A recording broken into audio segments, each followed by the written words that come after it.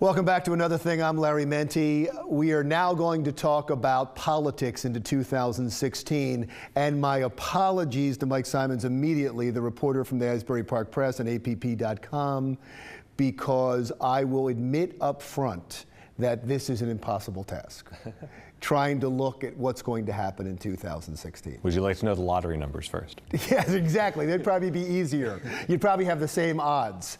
Let's start on the Republican side for the presidential election. Can Trump really be the candidate? I think so.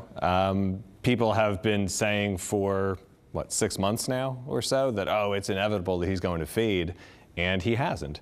I think that the challenge for him will be once the field narrows down. Like in a lot of these polls, he's in first, but he's in first with 30 to 40%. So once some of the candidates that are lower in the polls start dropping out, are those folks going to go to Trump, or had they chosen other candidates because they were never going to support Trump in the first place? So it's one thing to get 30 to 35 to 40% of a large field. Once it narrows down to 2 or 3 candidates, you're going to need 50% plus to start winning those races. And so that'll become his challenge down the road. But he looks like he's in pretty good shape, not as much in Iowa, but in New Hampshire. Let's go to the other side for a moment. Hillary Clinton, everybody talks about, they've been talking about her forever, even though she hates the term, as the inevitable candidate, that it's more of a coronation than anything else. Then along comes Bernie Sanders, who, if he were to win New Hampshire, could really screw things up for her. Also, there's this criminal investigation going on into her emails. Do you see any of those being a potential problem for her? Either of those, I should say. Sure, I think that both could be. You know, the first 2 contests are Iowa and New Hampshire, and Sanders seems to be doing well in both. I think that there's polls in each place that have him at or near the lead.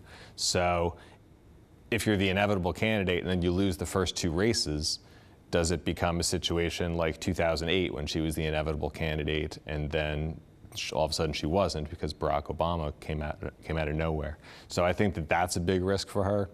And I think that's kind of connected in with the second issue that you talked about, is there are a lot of Democrats who are a bit worried about what's going to happen. That case has been investigated for a long time now. Nobody knows if and when a shoe is going to drop. And so I think that concern, that unknown as to whether or not, perhaps they choose her and then that shoe drops, and then where are they? I think that's why you see, I don't think that's necessarily why you see people interested in Sanders, but I think that it's going to help sustain him longer. I think it's why people like Joe Biden, he had his comment the other day about wishing he had perhaps stayed in the race. Yeah, I'm thinking about Sanders versus Trump, a socialist versus a capitalist. There would never be such a greater distinction in 2 people running, at least in recent history, if those 2 somehow were to be able to get the nomination. Let's talk about our lone local guy in the race. For all the states in the area, our lone local guy in the race is Chris Christie, and this is your area of expertise. It seems that his strategy of spending all this time in New Hampshire is working out. And it seems like so far he's been able to deflect any criticism about his record in New Jersey. He's hit with it almost every interview, and he's gotten very good at blaming the Democrats. Do you think he can sustain that? No, I mean, that'll get you a certain distance, and right now there are still a dozen candidates in the race, some of them more serious than others. But as time were to go by, were he to be one of the final 4, so to speak, and I think that there would be a lot more scrutiny, not just like a lot of the questions that he gets asked now are about 20 years ago you said this about guns, now you say that, and he says, well, I evolved over time. There's probably issues more current as to what he did as governor on things like Common Core education standards, where he won't necessarily have the benefit of saying, well, over the course of 20 years, I changed my mind.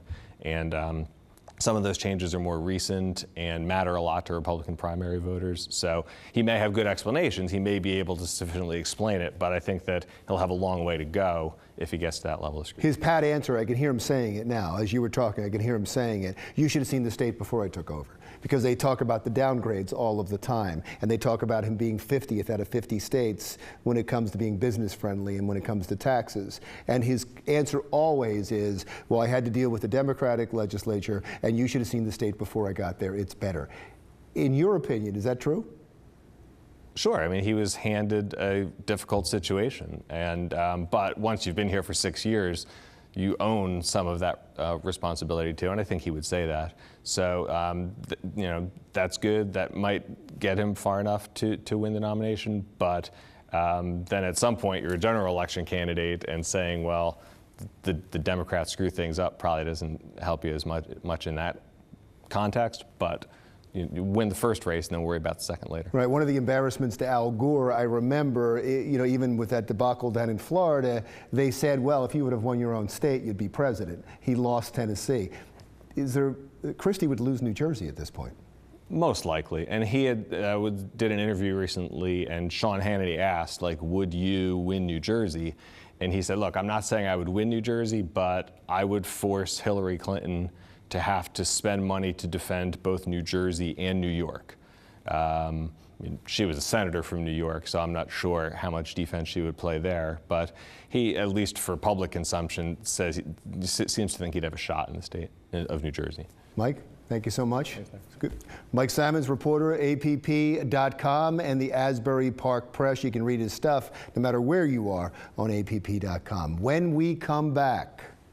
Renowned canine trainer Dave Cugno is the difference between life and death for many dogs.